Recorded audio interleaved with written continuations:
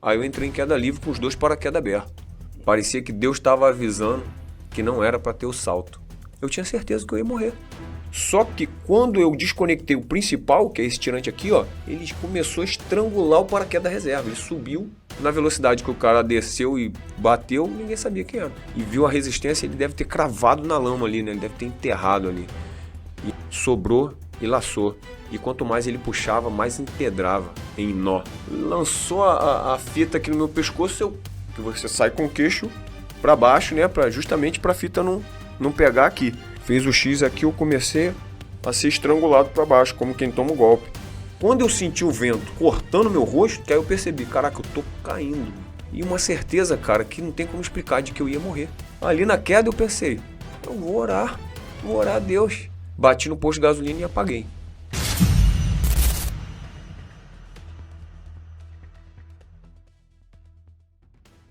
Poxa, num dos últimos, se eu não me engano, era o último salto. O Remy Andrade até estava comigo, né? Poxa, 3 vagas foram cedidas para o Exército. O Exército não tem o hábito, né, como nós temos, de saltar de helicóptero. E aí, no mesmo local, se eu não me engano era Barra do Jucu, lá em Espírito Santo, eles cediam vaga pra gente, porque o Búfalo, quando estava apoiava eles, ora o dia era nosso. Então o Búfalo cabe mais gente do que um HE. E aí, quando era a vez deles no Búfalo, eles cediam 10 vagas pra gente, 7 em troca de 3, para experimentar o salto do HE. Poxa, nesse dia que era o último dia, cara, o último salto, a gente foi alto. Fomos a 10 mil pés ali fazendo o circuito. Fez a final, aí deu um impedimento temporário. Avião decolando. Mais um circuito, outro impedimento temporário. Avião pousando. Aí fez outro circuito. Impedimento definitivo, uma nuvem parou ali. Parecia que Deus estava avisando que não era para ter o salto. Começamos a descer. Descemos. Aí o Subgato tava como MS. E aí ele verificou que, se eu não me engano, a 5 mil metros, 5 mil pés, dava para lançar. Aí ele falou com o fiel da aeronave. Aí o cara fez um circuito menor.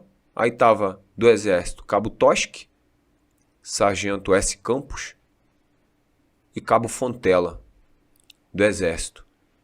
De aluno tava eu, o Osni e o Jacaré Amorim, que é enfermeiro. Saímos juntos, nós 6. E aí, poxa, quando a gente saiu, já me chamou a atenção, até que tava abaixo, né? Então você sai, praticamente não sai comanda, nem tem queda ali direito. Me chamou a atenção que esse Cabo Toschi, ele comandou, mas tava com uma line over, né? Ali em cima do velame ali, aí é como se você estivesse freando e ele fica executando um giro. O procedimento é o quê? Antes que o sangue vá para a perna e você fique inconsciente, aí desconecta e comanda o reserva. E eu tinha comandado a partir do comandamento dele. Eu nem olhei o time, então ele comandou, eu mandei a mão. Só que, depois que eu comandei, que eu fiz o cheque, que me chamou a atenção ele girando, ele desconectou e o reserva não quis. E eu vi ele brigando até ele bater, que ele morreu. Foi até o chão. Caramba. Ele entrava de dor, se esperneava, puxava as linhas do reserva. E a free bag, né, que a gente chama, que é a bolsa, o invólucro que guarda ali o velame, o tecido propriamente dito, ele vinha próximo dele, que ele estava com a barriga para cima, ele puxava, vinha até próximo dele e esticava de novo. E a gente vendo aquilo ali e, caraca, até o ponto dele bater. Na verdade, quando ele bateu, eu não tive a noção que ele tinha batido, porque ele bateu num charco, mais ou menos até a cintura, e a água, subiu uma coluna d'água, né? Então pensei, abriu. Porque olhando de cima, tu vê uma mancha branca abrindo. Só que depois ela desfez rápido. Aí, camarada, caiu a ficha. Rapaz. E você não sabe quem foi, né? Cada um que chegava lá embaixo era recebido, sabe, com muita emoção. Por quê?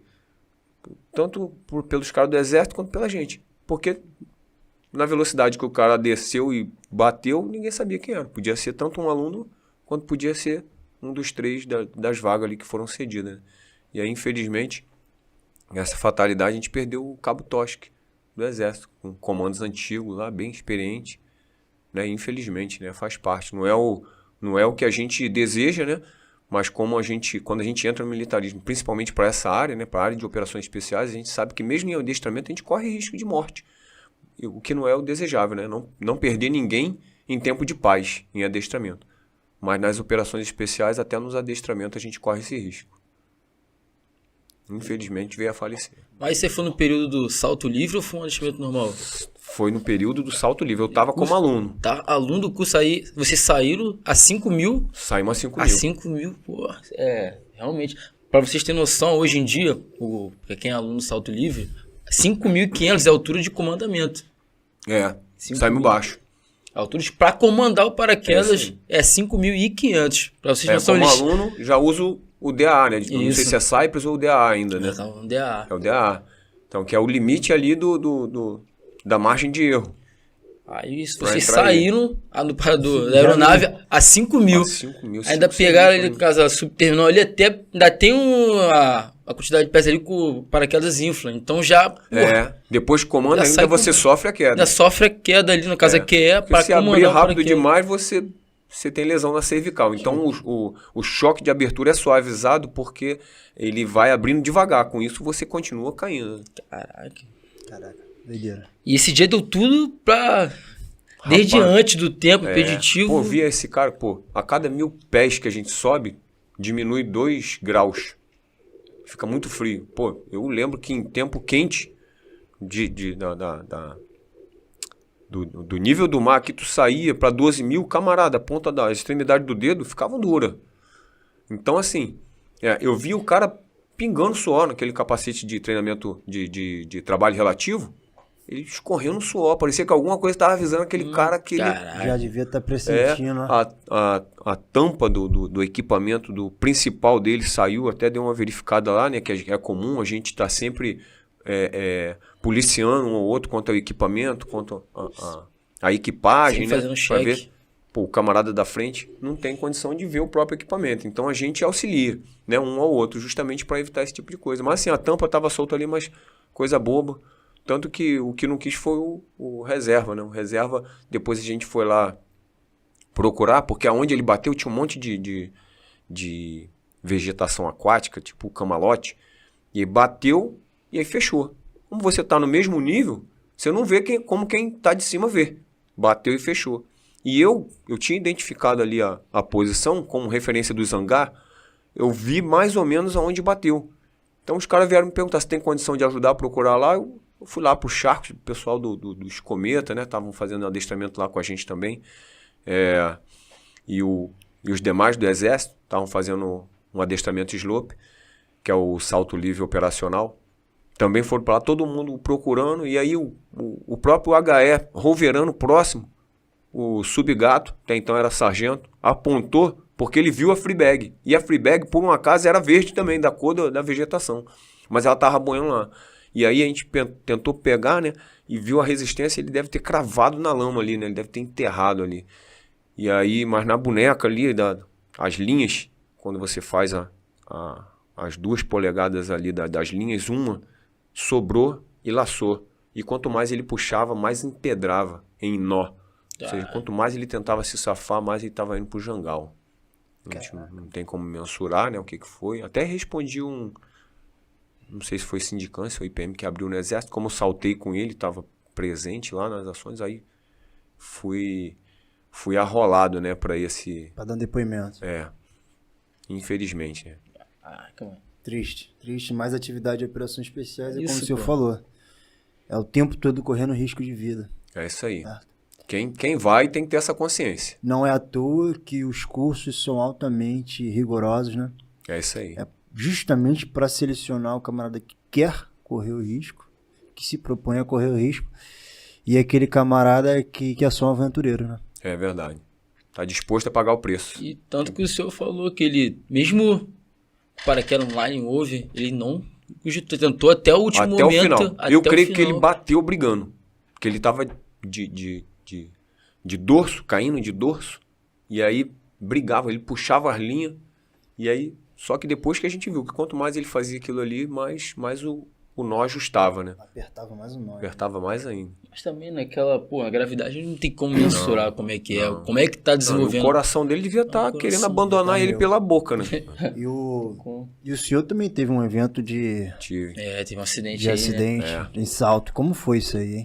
Cara, eu passei por alguns acidentes. O primeiro que eu considero foi lá na brigada, ainda na formação, a fita do militar que saiu na frente. Como eu saí muito encarneirado, né, que a gente fala, muito em cima, a bolsa ela continua na aeronave, enganchada, né, que é o salto semiautomático.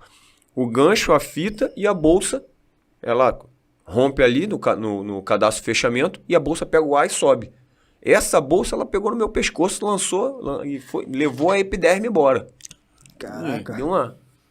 Lançou a fita aqui no meu pescoço, que você sai com o queixo para baixo, né, justamente para a fita não pegar aqui, não passar no braço, que a gente bota a mão no reserva e o cotovelo bem fechado no tronco. Mas aí a fita do da frente passou no meu pescoço e levou a epiderme embora. Só que até então eu não sabia que tava queimando pra caraca, eu liberei o rosto assim pra ela passar. E aí eu vi que depois, né, vi que a epiderme, né, foi levada embora. Mas aí, até você saber que era só a pele, camarada, daquela queimação, eu pensei, deve estar sangrando tudo. E botava a mão, sentia queimar e não via nada. Eu, caraca, o que será que aconteceu? Pousei não, né? Aterrei. E aí perguntei, o primeiro camarada que passou, foi até um camarada do exército lá. O camarada dá uma olhada no meu pescoço e vê como é que tá. Ele fez uma cara feia. Meu Deus do céu. Deve ter arrancado Tá aqui maneiro, um pedaço do tá músculo, maneiro, meu irmão. Aí fui lá na viatura, olhei no... Caraca, ficou inchado, ficou feio, né? Mas apesar de ter sido superficial, me deu um medo, né? Mas não chegou nem perto do acidente, do salto livre que eu tive, que eu tava apoiando. Em 2004, eu tava pela Baiuca, né? Eu sou auxiliar de DOMS. E aí a gente foi, né, na equipe de dobragem, né? Pessoal que apoia o curso. Só que a Baiuca tem as suas vagas na aeronave, né? Suas vagas cativas. E aí, inclusive, eram os primeiros a ser lançados ali para pousar e efetuar a dobragem do seu e de quem vier chegando. Então, cedia 2, 3 vagas e a gente estava sempre saltando. Pô, num desses saltos, cara, eu peguei o paraquedas, fui para a aeronave, o C-130, né? O Hércules, e fomos saltar. Combinei até com o meu camarada Cipulli, 33, um abraço, hein? Combinamos de gripar, né? A gente comunica ali ao mestre de lançamento que a gente vai fazer um trabalho e tal. A gente era, né, de certa forma experiente.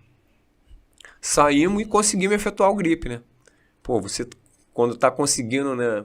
Quando você tá em queda livre, cara, a sensação é que você não tá caindo. De tão rápido você apoia no vento, então não tem a sensação de que tá caindo, porque você está apoiado no vento. Quando você aprende a se deslocar para onde você deseja, você dominar a queda, que a gente fala, aí parece que você está voando, sem exagero. Então, poxa, quando você consegue efetuar com segurança uma chegada, pá, pegou ali, né, que a gente chama do grip, pegou um no braço do outro, pá, chegou em 4.000 pés, a gente, balançou o braço, cada um pro teu lado, comandamos. Tranquilo. Faz o cheque visual, vi que o meu velame estava inflado, as linhas estendidas, o slider baixo. Só que do lado aqui, no meu lado direito, para baixo, eu vi um repolhão branco, meu irmão, um tecido branco que era o reserva. Abriu de maneira simultânea, ele só não teve arrasto para inflar, do jeito que inflou o principal. A minha ação foi tentar recolher para botar entre as pernas, né, que é o que a gente aprende. Tentei recolher, só que o vento pegou nele e puxou ele para a lateral, de maneira forte. As linhas dele são até mais finas, né, apesar de resistente. Só que, poxa, começou a cortar a mão, eu larguei. Quando ele inflou para a lateral, ele fez uma oposição de esforços que trouxe o principal para a lateral também. Ele puxou assim, caraca, mano, fez um pêndulo. Aí eu entrei em queda livre com os dois paraquedas abertos. Eles estavam assim, ó, um de frente para o outro. E aí quando entrou em queda livre, o que eu fiz? Passei o olho no reserva para ver se ele estava inteiro. Opa, linha inteira, tecido está inteiro, vou mandar o principal embora. Mandei. Tum. Quando eu mandei a mão no punho, que assim, pro pessoal que tá vendo aí entender, né? o tirante dianteiro, tirante traseiro. Né? Eu dei até a explicação do equipamento aqui. Na parte superior do equipamento, que fica mais próximo aqui da cervical, fica o reserva. E aquela mola grande com paraquedas, né, piloto costurado em volta dela. Para quê? Para ela sair de maneira emergente. Saiu, só que ela saiu entre esses tirantes, para a minha direita. E eu não tinha percebido. Só que quando eu desconectei o principal, que é esse tirante aqui, ó, ele começou a estrangular o paraquedas reserva. Ele subiu, ele desconectou, começou a estrangular o paraquedas reserva e eu segurei. Porque é aí que eu identifiquei que estavam por dentro do outro. E aí ele começou a girar, torcer os tirantes ali, as linhas, a ponto da minha cabeça ser jogada para baixo. Fez o X aqui, eu comecei a ser estrangulado para baixo, como quem toma um golpe. Só que apesar da minha cabeça estar para baixo, eu não estava atentando para o chão. Eu estava pensando o que eu podia fazer. Quando eu senti o vento cortando meu rosto, que aí eu percebi, caraca, eu tô caindo, meu. Aí que eu atentei pro chão. O chão estava subindo. De uma maneira como eu nunca tinha visto antes. Aí, camarada, não é Hollywood. Começou a passar um filme da minha vida. Não é Hollywood. O que a gente vê nos filmes aí deve ser baseado em fatos reais. Por quê? Eu entendo assim, né, hoje. Parece que o teu organismo tenta guardar o máximo de memória do que você viveu. E parecia que eu estava repaginando tudo que eu tinha vivido na minha vida. Meu pai, minha mãe, meus irmãos, minha família que eu tinha construído. Tudo passando muito rápido na minha mente. Sabe? E uma certeza, cara, que não tem como explicar, de que eu ia morrer. Eu tinha certeza que eu ia morrer. Ali na queda eu pensei, eu vou orar a Deus. Vou pedir a Deus aqui mais uma oportunidade. Porque eu, como evangélico, eu creio que ele pode todas as coisas. Apesar daquela agonia ali, o coração tá batendo no pescoço e... Eu pensei, Senhor, me dá mais uma oportunidade. Não me deixe agora, não. Quando eu bati do lado de um posto de gasolina, foi lá em Anápolis, né? Uma cidade vizinha a Goiânia, Goiás. Bati no posto de gasolina e apaguei. Até então eu não sabia onde estava, né? Mas apaguei. No que eu acordei com zum zum do pessoal, né? Junto aquele tumulto e tal, pá, no paisano. Caraca, você viu, você ouviu e eu fui acordando. No que eu tentava respirar, parecia que a minha coluna ia partir, cara, sabe? Espetava no respirar. E aí eu fui controlando a respiração, ajeitei o braço, né? No ajeitar do braço eu senti ela espetar. Eu vou ficar aleijado. Eu não senti as pernas, né? Me mijei todo com a pancada. Acordei que eu senti quente ali, mas as pernas eu não sentia. Comecei a dar graças a Deus ali que estava vivo. Mas na minha cabeça eu estava aleijado. Endireitei a cabeça, botei a testa no chão, alinhei a cervical com o restante da coluna. Cipule pousou lá no posto. Cipule até então não sabia que eu estava vivo. O cara do posto, quando ele chegou perto, ele chegou perto do meu rosto. Por isso que eu vi que era um cara do posto, que ele botou a bota assim, ele puxou o velame, ele botou a cara assim no meu rosto.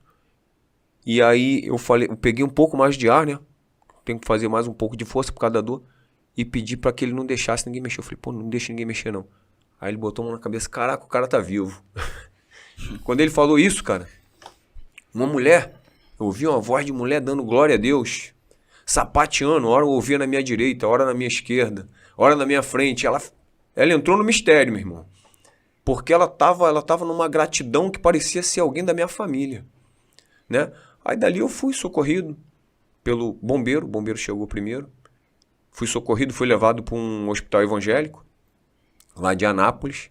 E futuramente fiquei lá na Brigada de Operações Especiais do Exército, lá em Goiânia, né?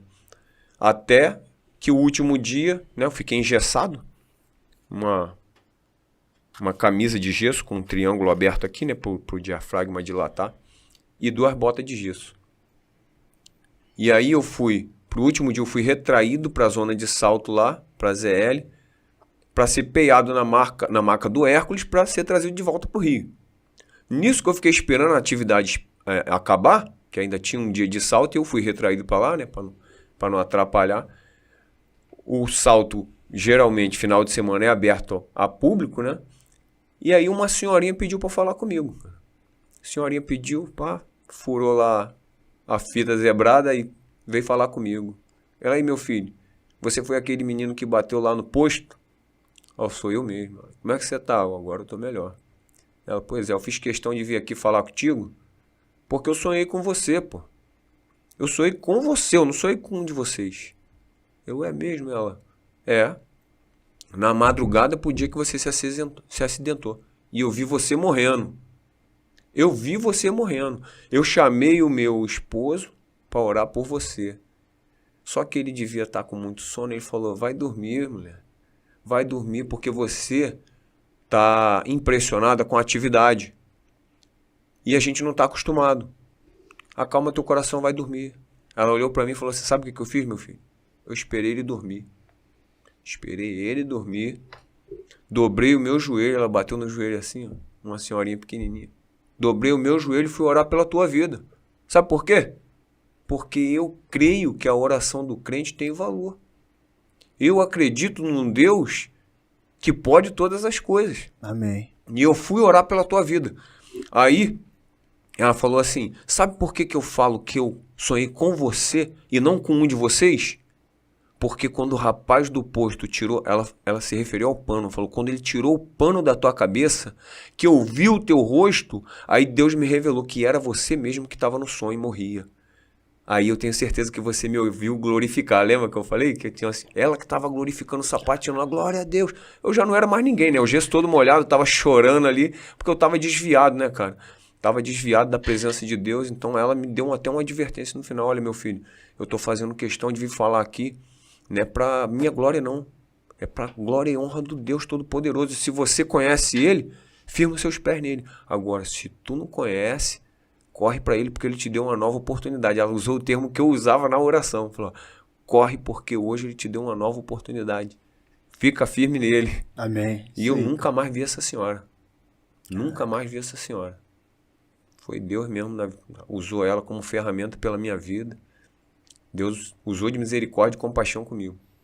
Se eu estou aqui hoje, né, podendo testemunhar dessa forma, eu glorifico o nome do meu Deus. Amém. Te deu a oportunidade da Me tua deu oração. a nova oportunidade. Cara, Para todos que estão nos ouvindo aqui agora e assistindo, né? Lembrar que sem Deus não somos nada. É dessa forma. Nunca se apoiar na força do teu braço, né? A própria palavra de Deus fala isso. Inclusive, na missão anterior que eu falei do elemento de ligação, eu vi um versículo lá, porque essa infiltração descaracterizada foi depois do meu acidente, desse acidente. Então, poxa, depois de um acidente como esse, você ter uma anormalidade dessa, que é uma anormalidade, não chega a ser um incidente, né? O reserva abrir prematuramente. Na camisa dele me chamou a atenção um versículo que depois eu fui ler, cara. Era Isaías 41:10. Estava lá, não temos porque sou contigo, né? Seja forte, pá, que eu sustento com a minha destra fiel. Né? Mas não estava o versículo lá, estava só a referência. Só que era tão maltrapilha a roupa do cara, que assim, era um papel de infiltrado mesmo de roça, né? Uhum. Então ele, sabe, e o cara, tudo a ver, cara, que o cara pensa num maluco feio. Era o rascunho do Carcará. Com todo respeito, viu, Carcará? Carcará é feio, cara, mas esse maluco era o rascunho dele.